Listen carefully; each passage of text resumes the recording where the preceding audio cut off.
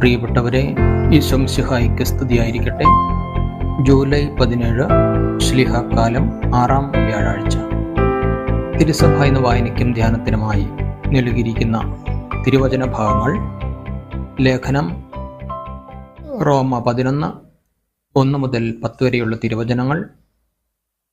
വിശുദ്ധ മർക്കോസ് അറിയിച്ച സുവിശേഷം 10-ാം അധ്യായം 46 മുതൽ 52 വരെയുള്ള തിരുവചനങ്ങൾ.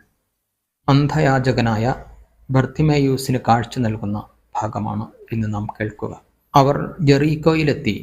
അവൻ ശിഷ്യരോടും വലിയ ഒരു ജനാവലിയോടും കൂടെ ജെറീക്കോ വിട്ടുപോകുമ്പോൾ തിമേയൂസിന്റെ പുത്രനായ ബർത്തിമേയൂസ് എന്ന അന്ധയാചകൻ വഴിയരികിൽ ഇരിപ്പുണ്ടായിരുന്നു. നസ്രായനായ യേശുവാണ് പോകുന്നതെന്നറിഞ്ഞപ്പോൾ അവൻ ഉച്ചത്തിൽ വിളിച്ചു പറഞ്ഞു, ദാവീദിന്റെ പുത്രനായ യേശുവേ, എന്നിൽ കനിയണമേ. നിശബ്ദനായിരിക്കുവാൻ പറഞ്ഞുകൊണ്ട് പലരും അവനെ ശകാരിച്ചു. എന്നാൽ അവൻ കൂടുതൽ ഉച്ചത്തിൽ വിളിച്ചു പറഞ്ഞു, ദാവീദിന്റെ പുത്ര, എന്നിൽ കനിയണമേ. യേശു പെട്ടെന്ന് നിന്നിട്ട് പറഞ്ഞു, അവനെ വിളിക്കുക. അവർ അന്ധനെ വിളിച്ച് അവനോട് പറഞ്ഞു, ധൈര്യമായിരിക്കൂ, എഴുന്നേൽക്കുക, യേശു നിന്നെ വിളിക്കുന്നു. അവൻ പുറങ്കുപ്പായം ദൂരെ എറിഞ്ഞ് കുതിച്ചു ചാടി യേശുവിൻ്റെ അടുത്തെത്തി. യേശു ചോദിച്ചു, ഞാൻ നിനക്കു വേണ്ടി എന്തു ചെയ്യണമെന്നാണ് നീ ആഗ്രഹിക്കുന്നത്? അന്ധൻ അവനോട് പറഞ്ഞു, ഗുരു, എനിക്ക് കാഴ്ച വീണ്ടു കിട്ടണം.